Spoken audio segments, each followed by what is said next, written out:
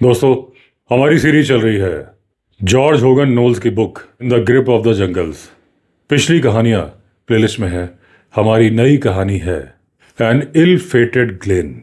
लखनऊ के उत्तर दिशा में काफी दूरी पर लखनऊ, जो कि अवध की राजधानी है, काफी ऐतिहासिक महत्व रखने वाला शहर है। वहां से जंगल की राजधानी यानी लखीमपुर, जिसकी की सीमाएं लगती हैं जंगल से भी और लगती हैं हिमालय से भी, जहां पर बड़े बड़े टाइगरों का निवास है, तरह तरह के जंगली जानवर हैं और पहली पसंद है उन शिकारियों की जो कि शिकार करना पसंद करते हैं बिग गेम का, यानी कि बड़ा शिकार, हाथी, तेंदुआ, टाइगर। अब ये जो मैं आपको घटना सुनाने जा रहा हूं, ईस्ट इंडिया कंपनी जब भारत में आई थी उसके भी पहले की बात है। यहां पर एक नवाब का शासन हुआ करता था, जिसकी की तलवार में रत्न जड़े होते थे। उसकी तलवार अक्सर आराम ही करती थी, लेकिन जब मुगल आते थे तब निकलती थी उसकी तलवार। अब इस नवाब ने खर्चे की परवाह किए बिना कई सारे किले बनवाए थे जंगल के अंदर, और उसके पीछे थी उसकी एक योजना। वो योजना थी एक सुंदर राजकुमारी के अपहरण की। उस सुंदर राजकुमारी की खूबसूरती के चर्चे चारों तरफ थे। अब क्योंकि जाति प्रथा अपने चरम पे थी और क्योंकि ये नवाब मुसलमान था, राजकुमारी हिंदू, तो वो सही तरीके से, जायज तरीके से, लीगल तरीके से शादी करके उस राजकुमारी को कभी हासिल नहीं कर सकता था। तो उसने अपनाए नाजायज तरीके। लेकिन जो नाजायज तरीके अपनाए, उससे हिमालय के नीचे जंगलों में रहने वाले राजा का गुस्सा 7वें आसमान पर पहुंच गया। अब लखीमपुर के आसपास के जंगल में उत्तर दिशा से दक्षिण दिशा की तरफ, पूर्व दिशा से पश्चिम दिशा की तरफ, जंगल के अलग अलग कोनों में उस नवाब के किले बने हुए थे और उसके सैनिक बिखरे हुए थे यहां वहां हर कहीं। अब ये जो नवाब था अपने सेनापति के साथ में उन जंगलों में ही पड़ा रहता था। अक्सर यहां पर वो टाइगर्स का शिकार करता था, लेपर्ड्स का शिकार करता था और इंतजार करता था उस खबर का, जिस खबर का उसे था बेसब्री के साथ इंतजार। और वो खबर थी उस राजकुमारी के बारे में, क्योंकि उसने अपने जासूस राजकुमारी के किले के आसपास भेजे हुए थे। इधर राजकुमारी भी बहुत ज्यादा परेशान थी, क्योंकि उसका जो मंगेतर था उसने एक तरह से उसे नजरबंद किया हुआ था। उसके हर कदम पर निगाह रखी जाती थी। राजकुमारी भी आजादी चाहती थी। अब ये जो नवाब था किसी न किसी तरीके से महंगे महंगे गिफ्ट भेजा करता था राजकुमारी के लिए। राजकुमारी को भी मालूम था कि ये नवाब उसे बहुत चाहता है। राजकुमारी के दिमाग में एक रोमांटिक एडवेंचर करने की बात आ गई, जिसके लिए उसे बाद में बहुत ज्यादा पछतावा हुआ। अब जो नवाब के गुप्तचर उसके चारों तरफ फैले थे, राजकुमारी ने अपनी एक पेंटिंग अपनी दासियों से भिजवा दी उन गुप्तचरों को, क्योंकि उसे मालूम था कि ये पेंटिंग गुप्तचरों तक नहीं पहुंचेगी, पहुंच जाएगी सीधे नवाब के हाथों में। राजकुमारी ने नवाब तक ये संदेशा भी भिजवा दिया था कि अगर कोई दिक्कत ना हुई तो वो भी उसके गुप्तचरों के साथ निकलकर पहुंच जाएगी खुली आज़ादी में, यानी कि नवाब के किले में, क्योंकि यहाँ पर उसके ऊपर रखी जाती है निगाह। एक दिन अपने बूढ़े पिता, जो कि थे राजा हिमालय के नीचे के जंगलों के, उनके महल को छोड़ के राजकुमारी नवाब के गुप्तचरों के साथ चलती हुई पहुंच गई नवाब के किले में। ज्यादा समय लगा नहीं जब ये घटना राजा की जानकारी में आ गई कि तमाम कोशिशों के बाद, तमाम पहरे के बावजूद राजकुमारी भाग गई है राजा के महल से, यानी कि अपने पिता के महल से। अब राजा का गुस्सा 7वें आसमान पर था। उसने हुक्म दिया सेना को कि चलो कूच करो उस नवाब के किले की तरफ, और उस सेना का नेतृत्व कर रहे थे खुद वो बूढ़े राजा। जंगल में पहुंचने के बाद राजा की जो मेन आर्मी थी वो रास्ता भटक गई। यानी कि राजा आगे निकल गए, सेना पीछे रह गई, रास्ता ही नहीं ढूंढ पाई और राजा को पकड़ लिया नवाब के सैनिकों ने। अब राजा को कैदी बना लिया गया था नवाब के किले में, लेकिन फिर भी उन्हें जो सुविधाएं दी गई थी वो एक शाही कैदी के रूप में दी गई थी। उन्हें पूरी तरह से सम्मान दिया जा रहा था, एक राजा की तरह से। लेकिन एक बार जब पब्लिक इवेंट में राजा का आमना सामना हुआ नवाब से, तो राजा ने पब्लिकली नवाब की इंसल्ट करी और नवाब को खुला चैलेंज दिया कि भले ही वो बूढ़े हैं लेकिन वो उस नवाब को ललकार रहे हैं द्वंद्व युद्ध करने के लिए, यानी कि आमने सामने बिना हथियार के लड़ने के लिए। अब राजकुमारी को बहुत ज्यादा अफसोस हो रहा था कि आखिर वो क्यों छोड़ के आई अपने पिता का महल और उसने सिर्फ आजादी के लिए ऐसा क्यों कर दिया। राजकुमारी खुद आ गई उस ग्लेन में, यानी कि उस घाटी में, वो द्वंद्व युद्ध देखने के लिए। हालांकि वो रोती जा रही थी। अब जब युद्ध शुरू होने को हुआ, नवाब जो कि जवान था, राजा जो कि बूढ़े थे, नवाब ने अपनी तलवार जमीन पर रख दी और लेट गया राजा के कदमों में अपना सीना खोल के, और वो बोला, आप अपनी तलवार मेरे सीने में उतार दीजिए। क्योंकि नवाब का कहना था कि ये प्रिंसेस अगर मुझे छोड़ के चली जाएगी तो मेरे जीने का कोई मतलब नहीं है, उससे बेहतर है कि आप ही मुझे मार दीजिए। ये देख के वो राजकुमारी दौड़ी और उस नवाब के बचाव में खड़ी हो गई अपने पिता के सामने। वो बोली, इन्हें मत मारिए। ये देख के राजा को दया आ गई। उसने कहा, ठीक है, तुम रहो अपनी पसंद के आदमी के साथ, मैं जा रहा हूं वापस। अब राजा ने अपनी तलवार अपनी बेटी को पकड़ा दी और लौट चले खाली हाथ। अभी राजा ज्यादा दूर चले नहीं थे और राजा थे निहत्थे, उनके पास कोई हथियार था नहीं। तभी जंगल में एक घायल टाइगर था जो उस ग्लेन में घूम रहा था।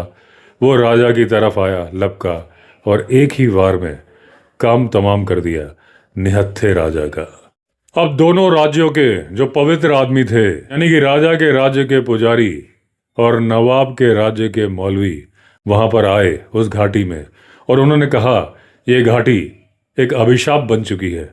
अब जो भी इस घाटी से गुजरेगा उसका कुछ कुछ ऐसा ही अंत होगा जैसा दर्दनाक अंत हुआ उस राजा का। ईंट की एक आकृति, एक स्ट्रक्चर बना दिया गया वहां पर, एक बुरी आत्मा के प्रतीक के रूप में। आज भी जो प्रतीक बनाया गया था उसके अवशेष, उसके खंडहर उस घाटी में मौजूद हैं। इस खंडहर से थोड़ी ही दूरी पर अंग्रेजों ने एक इंस्पेक्शन बंगलो बना दिया है और जिसे कि कहा जाता है फोर्ट, यानी कि किला। अब उत्तर दिशा में इस फॉरेस्ट बंगलो, इंस्पेक्शन बंगलो, जिसका कि नाम है किला, उससे करीब 1 मील की दूरी पर बहुत सारी ईंटें पड़ी हुई हैं और वहां पर घास भी अस्त व्यस्त है, यानी कि ना के बराबर है। और जहां पर ये इंस्पेक्शन बंगलो है, यानी कि फोर्ट, वहां से एक फायर लाइन जाती है नॉर्थ की तरफ। यहां पर है ऊंचे ऊंचे पेड़। और मैं ये कहना नहीं चाहता, लेकिन इस जगह पर समय समय पर बड़ी बड़ी दुर्घटनाएं, ऐसी दुर्घटनाएं जो कि होनी चाहिए तो नहीं थी लेकिन हो जाती थी और होती रहती थी। अब ये एक थोड़ी सी क्लियरिंग थी वहां पर, या तो उस क्लियरिंग में ही ये घटनाएं होती थी या उसके आसपास। अब इनमें से सबसे ज्यादा दुखदाई दुर्घटना जो थी वो एक यंग फॉरेस्ट ऑफिसर के साथ हुई थी। उस बेचारे को भारत आए हुए मात्र 6 महीने ही हुए थे। वो ठीक उसी जगह पे मरा था, यानी कि उसी क्लियरिंग पर उसके ऊपर एक पेड़ गिर गया था। मैंने इस फोर्ट यानी कि इंस्पेक्शन बंगलों के आसपास 1-2 बार शिकार किए थे, लेकिन मैं उस क्लियरिंग पे कभी भी नहीं गया था। वहां पर मैंने कभी भी शिकार नहीं किया था। ऐसा नहीं था कि मैं बहुत ज़्यादा धार्मिक हूँ, लेकिन पता नहीं क्यों किसी अनजाने डर या फिर मेरी आदत, कुछ भी कह लीजिए, मैं वहां पर नहीं जाता था। लेकिन पता नहीं मुझे क्या हुआ, एक मौके पर मैंने कोशिश की कि आज देखता हूँ उस क्लियरिंग पर जाकर क्या होता है, क्या करती है वो बुरी आत्मा। एक क्रिसमस पार्टी मैंने ज्वाइन की थी। उस क्रिसमस पार्टी के बाद थी 10 दिन की शिकार की कैंपिंग यानी ट्रिप। बहुत सारे बंदूकधारी यानी कि शिकारी शामिल हुए थे उस क्रिसमस पार्टी में। अब सारे शिकारी उस अंधविश्वास को मानते थे, यहाँ तक कि हाथियों के महावत भी ऐसा ही करते थे। यानी सबका था कि चाहे कहीं भी जाओ, उस क्लियरिंग, वो ग्लेन, वहां पर मत जाना। तो जब वो ग्लेन यानी वो क्लियरिंग रास्ते में आती थी तो लोग एक लंबा रास्ता ले लेते थे, उसे छोड़ देते थे। एक दोपहर की बात है, उस दिन था संडे। मैं निकल पड़ा शिकार के लिए एक यंग लेफ्टिनेंट के साथ में।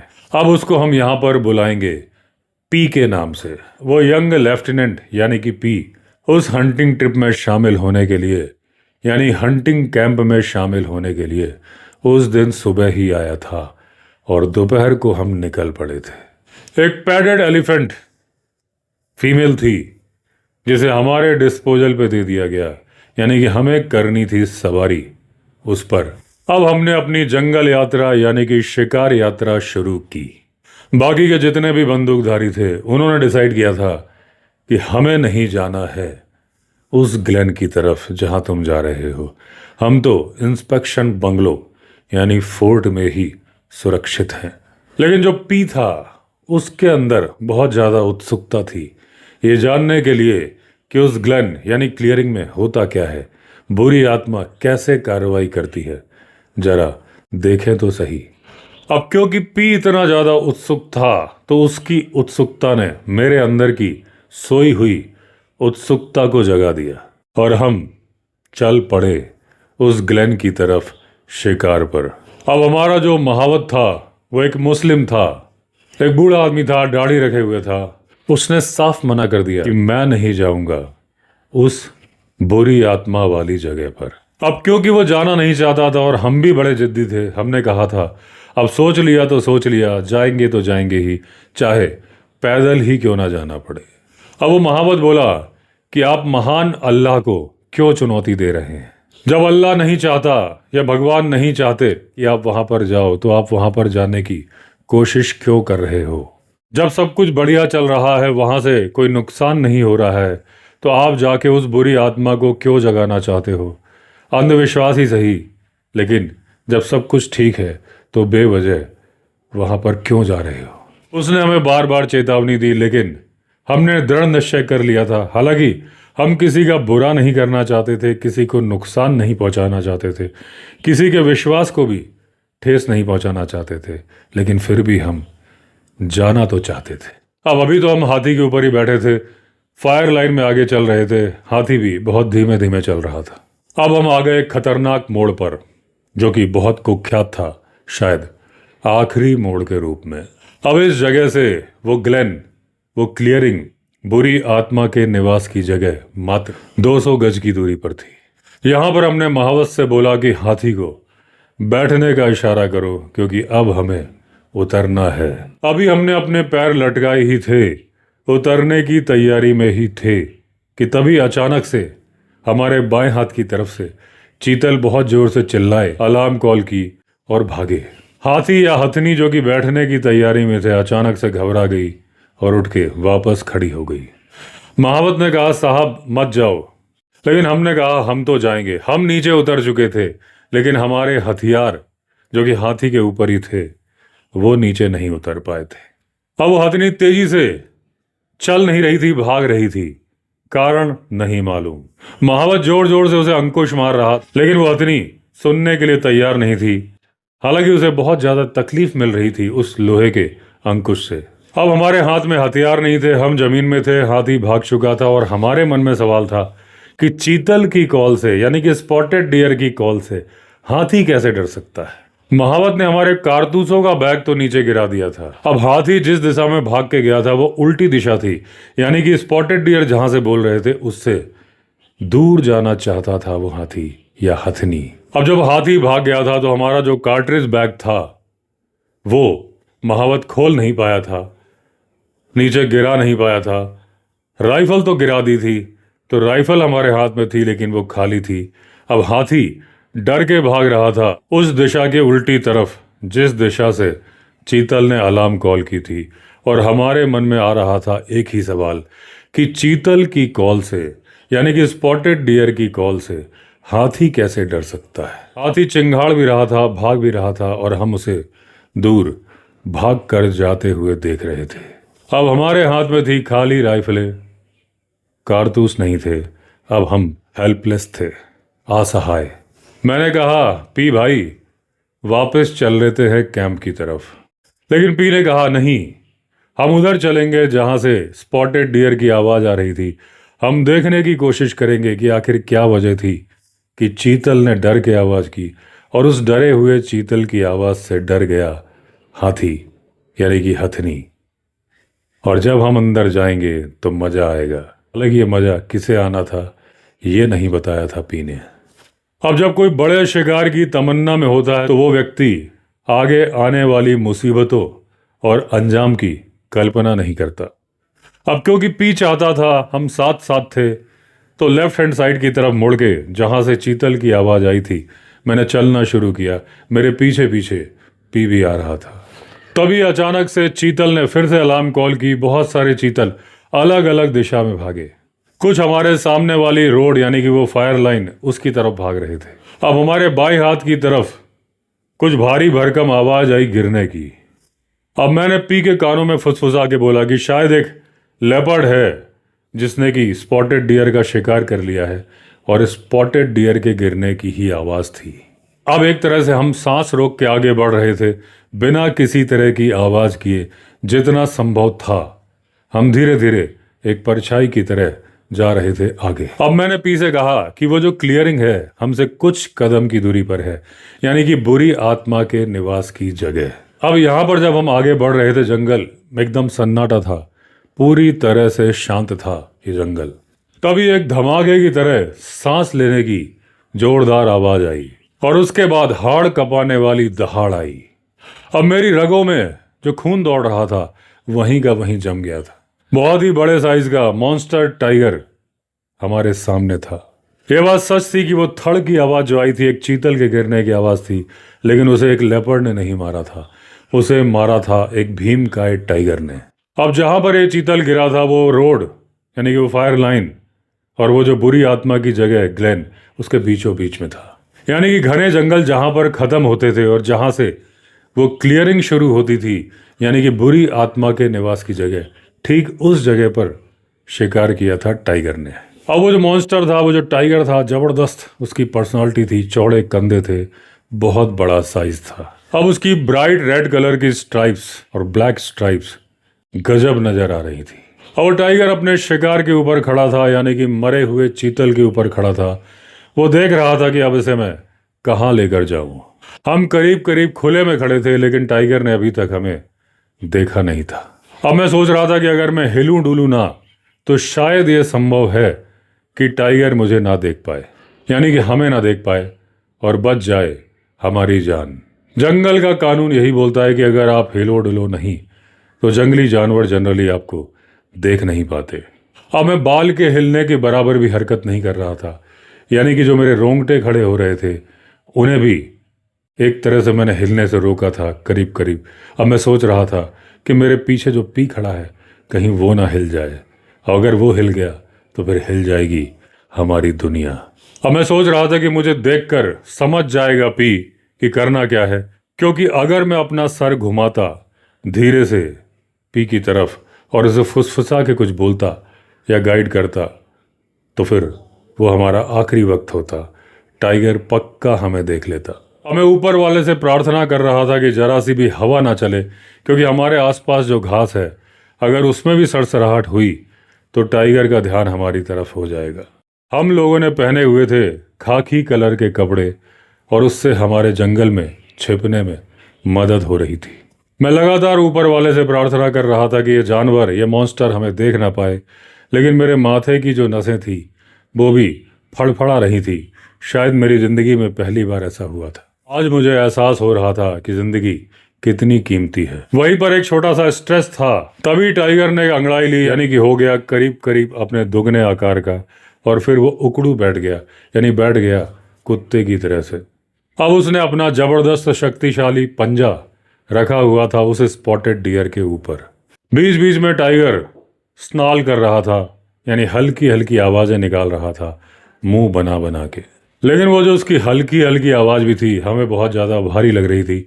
कुछ कुछ हमें ऐसा लग रहा था कि स्टीम इंजन भाप छोड़ रहा है। अब उसके जो विस्कर थे, यानी कि मूछें थी, उसके जो बाल हिल रहे थे, शायद मैं उन्हें भी गिन पा रहा था। हल्की हल्की गुर्राने की आवाज़ कुछ ऐसे निकाल जैसे कि एक वाद्य यंत्र जिसके अंदर थोड़ी सी हवा बची हो, वो आखिरी हवा निकल रही हो। लेकिन वो जो आखिरी हवा निकल रही हो एक कैथेड्रल में निकल रही हो, यानी कि गूंज रही हो जोरदार तरीके से। अब उसके पीले पीले कैनाइन दांत बड़े ही खतरनाक लग रहे थे।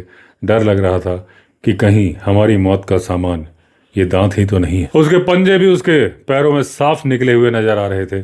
उसके नाखून भी उसके पंजों से साफ साफ बाहर नजर आ रहे थे। और उसकी जो पूंछ थी एक चाबुक की तरह चट चट सट सट यहाँ वहाँ चल रही थी।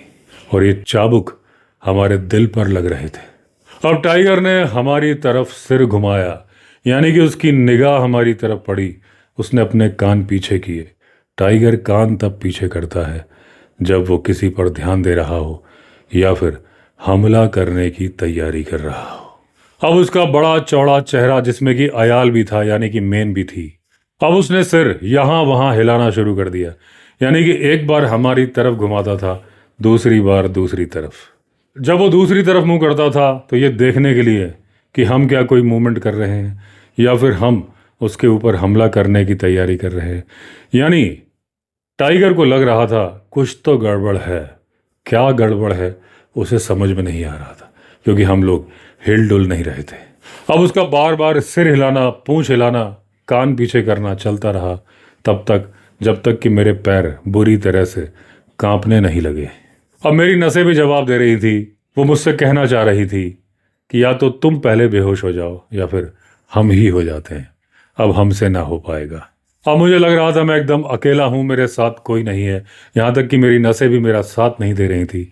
और मुझे लग रहा था मैं अब गिरा कि तब गिरा। अब जो समय गुजर रहा था एक एक सेकंड एक एक युग के बराबर था। लग रहा था ये समय कभी बीतेगा ही नहीं, कभी खत्म ही नहीं होगा, शायद हम ही खत्म हो जाएंगे। मेरे अंदर से इतनी ज़्यादा खींच मच रही थी, मैं इतना ज़्यादा परेशान हो चुका था। लग रहा था जोर से चिल्लाऊं, उसका नतीजा चाहे कुछ भी हो। चिल्ला देता हूँ, जो होगा देखा जाएगा। लेकिन तभी एक भारी भरकम आवाज़ मुझे आती हुई प्रतीत हुई मेरे लेफ्ट हैंड साइड से। मेरे बाएं हाथ की तरफ से वो आवाज़ आ रही थी। ऐसा लग रहा था बड़ी बड़ी टहनियाँ, बड़ी बड़ी ब्रांचेस कोई तोड़ रहा है, आगे बढ़ रहा है, वो भी ग्लेन के एकदम किनारे किनारे। अब वो आवाज़ टाइगर ने भी सुन ली। वो जोर से उस तरफ पलटा। अब उसका ध्यान मेरी तरफ नहीं था, उसका ध्यान था उस आवाज़ की तरफ। टाइगर धीरे धीरे अपने मूल आकार में आया, धीरे धीरे खड़ा हुआ। अब समझ में आया कि ये कितना बड़ा टाइगर था। अब टाइगर का पूरा ध्यान उस आवाज़ की तरफ था। उसके कान पूरी तरह से अलर्ट थे। अब मेरा डर जाता रहा था। अब वो टाइगर मुझे बहुत ही खूबसूरत नज़र आ रहा था और ऐसा लग रहा था बैकग्राउंड में सनसेट बनाया गया है पेंटर के द्वारा। अब मेरी नसें जो जवाब दे चुकी थी वापस आ गई थी सवाल पूछने के लिए, यानी कि उसमें नया खून दौड़ रहा था तेजी के साथ। लेकिन तभी जोर से टाइगर ने चार्ज किया उस तरफ जहां से आ रही थी आवाज़। एक तूफान आंधी आई थी, लेकिन वो आंधी सच में नहीं आई थी, वो आंधी थी टाइगर की आंधी। यानी टाइगर का कहना था भाग डीके बोस भाग।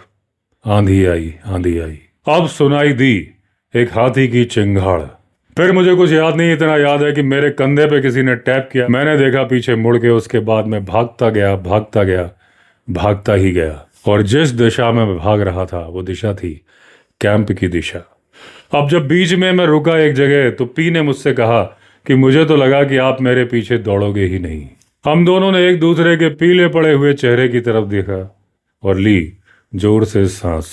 जब हमें पहली बार दूर से झलक नजर आई कैंप की, हमें कितना आनंद आया मैं आपको बता नहीं सकता। तभी हमें जंगल के अंदर से हमारे महावत की चिल्लाने की आवाज़ सुनाई दी, जो कि हाथी को डायरेक्शन दे रहा था कि तेजी से आगे चलो, भागते चलो, भागते चलो। बाद में हमें बताया महावत ने, जब वो हमारी सर्च में आया, यानी कि हमें ढूंढने के लिए आया, वो हाथी से उतर के हमें ढूंढ रहा था। उसने हमें दूर से देख लिया कि हम खड़े हैं और हमसे थोड़ी दूर पर ही टाइगर खड़ा है चीतल के शिकार पर। उसे समझ में आ गया कि हम बहुत बड़ी मुसीबत में फंस चुके हैं। वो हाथी पर दोबारा बैठा, हाथी को दूरी से घुमा के लाया और उसने जानबूझ के लेफ्ट हैंड साइड से हाथी से वो आवाज़ करवाई थी ताकि टाइगर आए हाथी की तरफ और हमें मौका मिल जाए भागने का। एक एक्सपीरियंस महावत था, एक एक्सपीरियंस हथनी थी। दोनों को अपने अपने काम बेहतर तरीके से मालूम थे। उन्होंने टाइगर को अपने ऊपर चार्ज करने के लिए मजबूर किया और उसके बाद टाइगर को दूर कैसे भगाना है और खुद टाइगर से कैसे दूर भागना है, ये बात हथनी को बेहतर पता थी।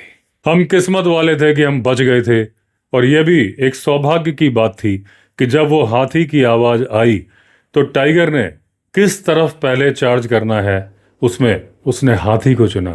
कहीं वो हमें पहले चुन लेता तो वो वक्त हमारा आखिरी वक्त होता, हमारा जो मजा लेने का अभियान था वो हमारे लिए सजा बन जाता। तो दोस्तों, इसी के साथ एंड हुई कहानी। हमारी नई कहानी में फिर मिलेंगे। अगर आपने चैनल सब्सक्राइब नहीं किया है तो चैनल सब्सक्राइब कर दीजिए। चलिए फिर मिलते हैं, तब तक के लिए all the best. Vande Mataram.